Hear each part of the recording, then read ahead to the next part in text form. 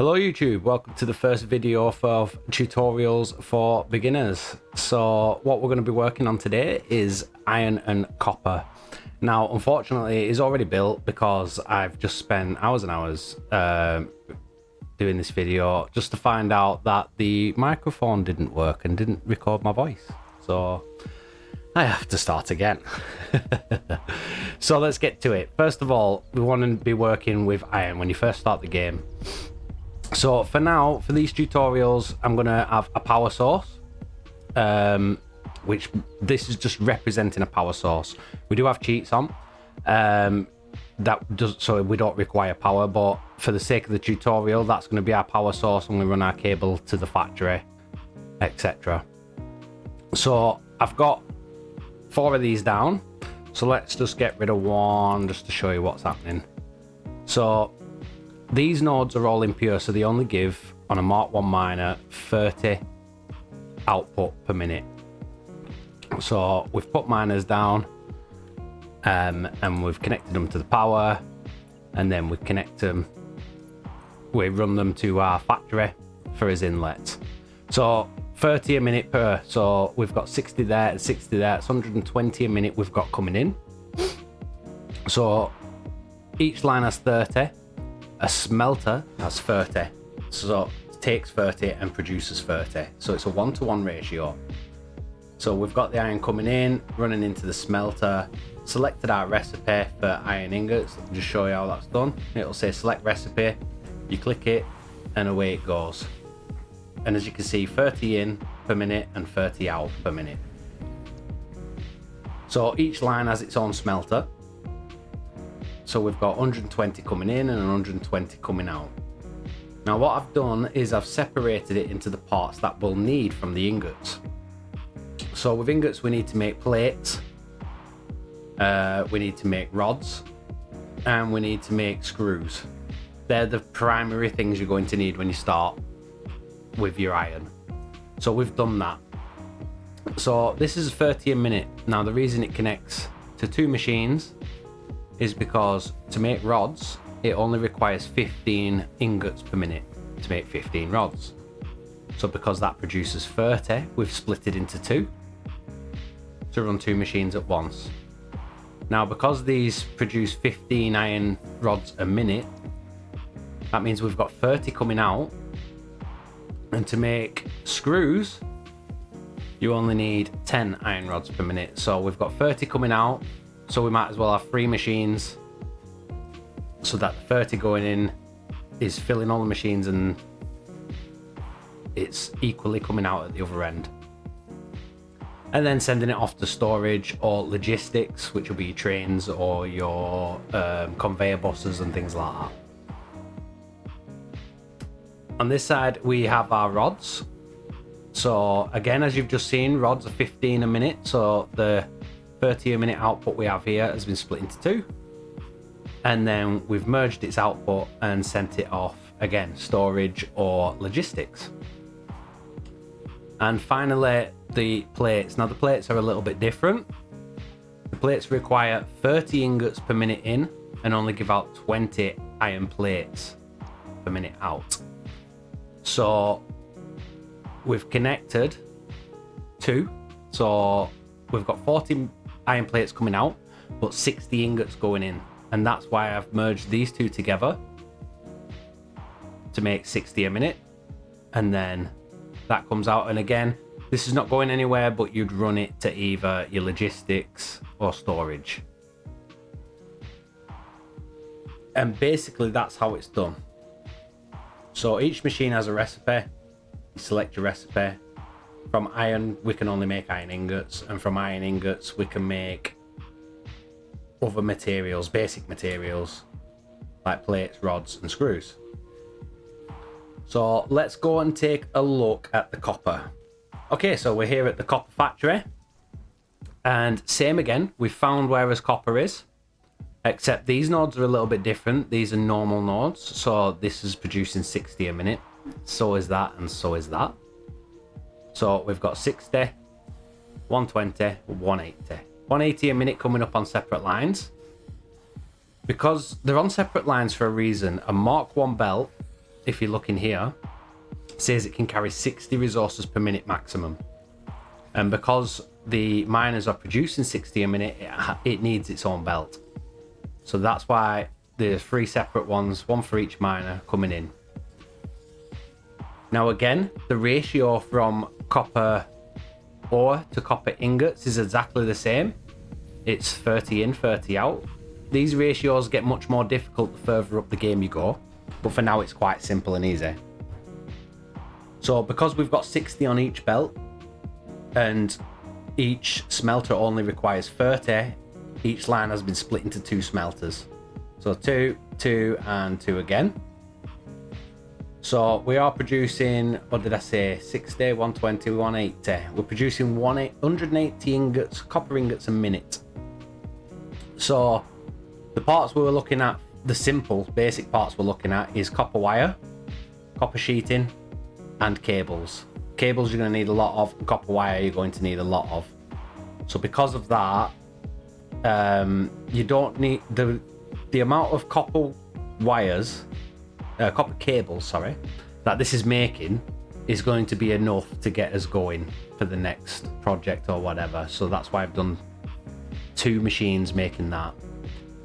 Copper sheeting, once we move on to oil, we might need quite a bit of it. I've done 3 machines of that. And for copper wire, we are always going to need so much copper wire. And I've done 6 of those machines. Now, why 2, 3, and 6? Let's get into it. So, we are producing 180 items a minute. So, these 3, as you can see, they were split into 2. But these first 3, I've taken those because we're making 30, 60, 90. So this line is a 90 a minute, hence the reason, if you look carefully, these belts are faster than those ones. This is a Mark II belt. Because we've got 90 output, a single Mark 1 belt only carries 60, and we need 90. So the next one up is the Mark II, which is 120 resources per minute. So a Mark II is sufficient to carry the 90 that we've got coming out. Now, because in my opinion, I will need more wire than anything else. You might be different. You might build your factories different. Everyone's different, and you'll work your own way of doing this out. But I chose to split it as evenly as I could. So knowing I have 180 coming in. Yep, 180 coming in. I had to split it how I thought was even. So I need, like I said, less of that, more of that, and even more of that. So I've done it like this. So in here, copper wire takes 15 a minute. I wanted to run 2 machines, so that's 30 a minute of ingots we'll need, which is why there is 1 belt coming from 1 smelter. The 30 output is enough to fit these 2 machines.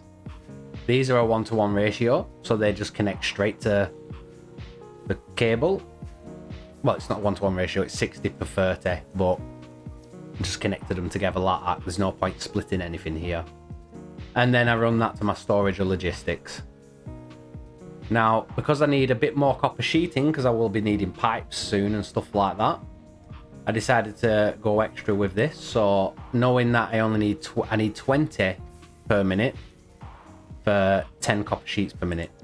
So we've got 20, 40, 60. So I need 60 input. So I took 2 of these smelters to give me a 60 input, which on a Mark 1 we can just about do. And they're split evenly between the 3. When they come out, they just merge together and on the merry way to, again, storage and logistics. Which left me with 3 smelters, 20, 40, 60. So I decided to put all 60 into wire. So we'll look at wire, and we need 15 per minute input of copper ingots. So 15, 30, 2 more 60, 2 more 90. So 30, 60, 90, 3 smelters gives me a 90 line, and then I've used what's called, what is it called? A manifold. So we've got a manifold set up here. This is not the most efficient way to do it, because each time it goes through a splitter, it gets halved again, and And as you can see, the belts as you go down get thinner and thinner of materials, but because there is just enough coming out for what it needs, that will work out fine. This is a bit more of an even split because it's split 3 ways and going into 3 machines. So that's kind of perfectly split. And then this is a shorter manifold system again. Your choice on what you want to do. Manifolds keep your factories much cleaner and neater. Evenly splitting can get very complicated and can take up a lot of space. Since this is a beginning tutorial and I wanted to show you how this kind of worked, what I'm going to do is I'm going to take this out right here. Let's get rid of all this. There we go. So basically what I want to do now is set these up. I know I've got 30 a minute in each and they need to be split between those. So the first thing we want to do is we want to merge these two together into one belt. So in logistics, you've got mergers and splitters. Mergers merge the lines together. Splitters split the lines. Now, take note on the arrows. You can see there's green to the right, orange to the left. That tells you your inputs and outputs. So if I go this way, then my belt's going to run this way, and then I want to turn it to face me. See how the green arrow's facing that way now? And the green arrow on this one's facing left. So basically, what that means is we come out of the machine into the merger, out of the machine into the merger, and then because the arrow pointed this way, we can go to there. And then because this arrow pointed this way, we can come out. And that's merging our 2 lines, our 2 30 lines into one 60 line. Now we need to get 60 materials split 3 ways. Now 3 is easy to split. So 1 splitter with the orange line going in, because splitters take 1 input and kick 3 outputs. So our orange line going in there. So this is going in to our splitter, and then we want to split it off evenly, and because there's 3 exits to a splitter, 3 machines, that'll split nice and evenly. And what splitters do, they'll go in, they'll go 1 that way, 1 that way, 1 that way, 1 that way, 1 that way, 1 that way. So that's an even split, and that's how you place splitters and mergers. So as a recap, iron, you want plates, rods and screws, and copper, you want cables, wire and copper sheeting. And that is your basics on copper and iron to get you started. If you have any questions, leave them in the comments or join the Discord and I can help you there. Not only I can help you there, but everybody else on the Discord will be happy to help with any questions you might have. But for beginners, I hope this is intuitive enough for you to take on what's going on. And I'll see you in the next tutorial.